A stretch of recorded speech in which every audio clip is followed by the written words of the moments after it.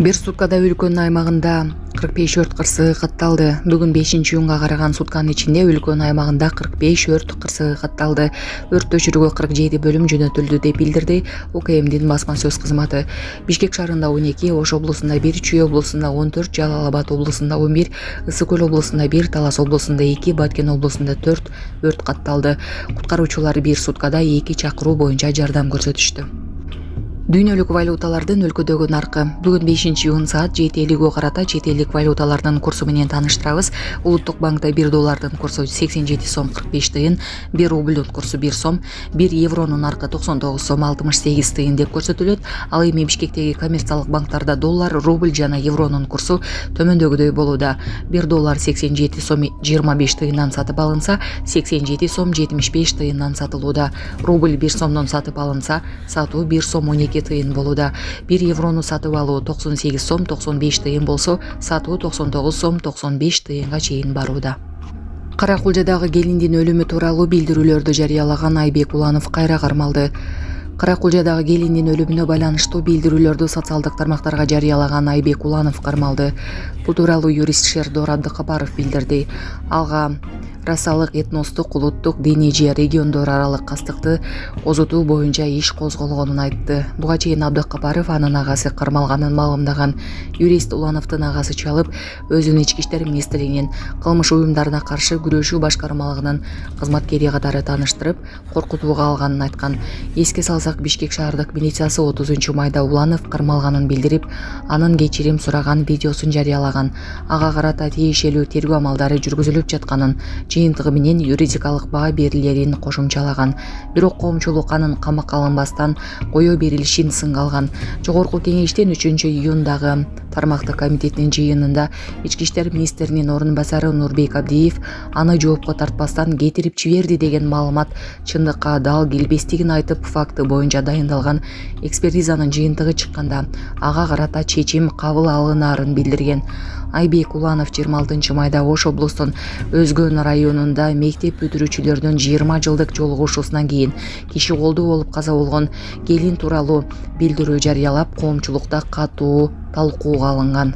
Ассаламу алейкум, урматтуу кыргыз элим. Мен Кубанычбек кызы Кымбат. Көптөн бери сиздерден жардам сурап кайрылган себеби жол кырсыгына катталып 2 жыл мурун уулум Мухаммад башынан удар алып баса албай калган. Азыркы учурда башында аппараты менен баламдын басып кетишине жардамыңыздарды аябаңыздар. Баланын бир жери ооруса, эненин жүрөгү ооруйт экен. 5-10 сом болсо да жардамыңыздарды аябаңыздар. Биз үчүн өтө чоң жардам. Тун катарында балам ойноп күлүп басып кетишин каалаймын. Баламдын басып кетишине себепкер болуңуздар. Урматтуу мусулман кыргыз элим, азыркы учурда бизге 2000 доллар акча каражаты керектелүүдө. Балам азыр башында аппараты менен жатат, баса албай. Жардамыңыздарды аябаңыздар. Аллах таалам сиздерден разы болсун.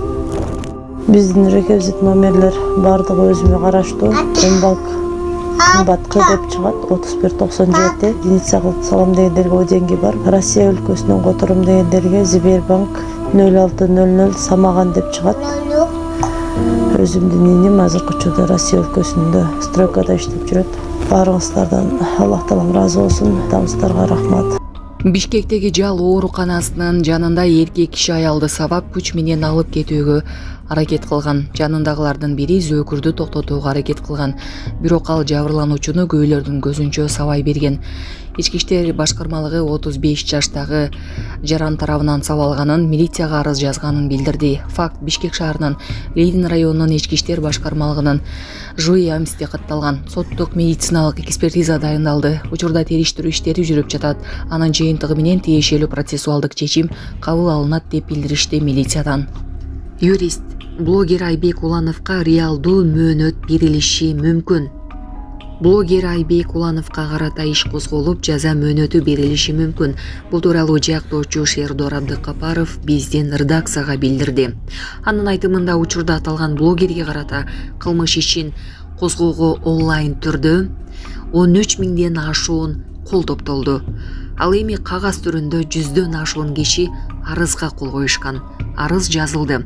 Учурда лингвистикалык экспертизанын жыйынтыгын күтүп жатабыз. 4-5 берене боюнча каралып жатат. Ошонун 1-2 беренеси менен эле иш козголуп кетсе, беренеге жараша 2 жылдан 5 жылга чейин эркинен ажырашы мүмкүн. Мыйзам ага жол берет, деди жактоочу. Ал Айбек Улановдун байкесимин деп юристке карата коркутуу аракетин көргөн адам блогердин тууганы эмес болуп чыкканын жана ал адам мурун Октябрь райондук ички иштер бөлүмүндө иштеп, азыр иштебээрин белгиледи. Бул иш боюнча да ички иштер кызматкерлери иш алып барууда. Булак Кактус KG. Оргтехстрой курулуш компаниясынын директору Азамат Мелисов кармалды. Маалыматты 4-июнда ички иштер министрлигинин басма сөз кызматы тастыктады. Октябрь Рипке Борбор калаанын тургуну Оргтехстрой ААКтын жетекчилигине карата чара көрүү өтүнүч менен кайрылган. Ал 2021 жылдын 21 апрелинде курулуш компаниясы менен Медерев көчөсүндөн объекттин курулушуна үлүштүк катышуу келишимин түзгөнүн билдирди. Келишимдин шарттарына ылайык ага 96,8 чарчы метр жана 92,71 чарчы метр аянттагы 2 бөлмөлүү батир тийиши керек болчу. Арыздануучу ушул күнгө чейин объекттин курулушу башталбаганына нааразы болгон. Натыйжада ага $81,600 өлчөмүндө зыян келтирилген. Бул факты алдамчылык менен катталган. Тергөө Бишкек ШИПке тапшырылды. 2024 жылдын 15 июнунда жетекчиге айып тагылган. Ага карата материалдар сотко жөнөтүлдү. Экинчи жетекчи боюнча кылмыш иши өзүнчө өндүрүшкө алынган. Ал кармалып, андан соң СИЗО 1ге киргизилген. Мындан тышкары коммерциялык же башка уюмдардын кызматкерлеринин ыйгарым укуктарын кыянаттык менен пайдалануу боюнча айып тагылган. Булак Баракелде. Күйөөсү менен урушуп, унаадан секирип кеткен. Социалдык тармактарда коомдук жайда урушуп жаткан жубайлардын видеосу тарады.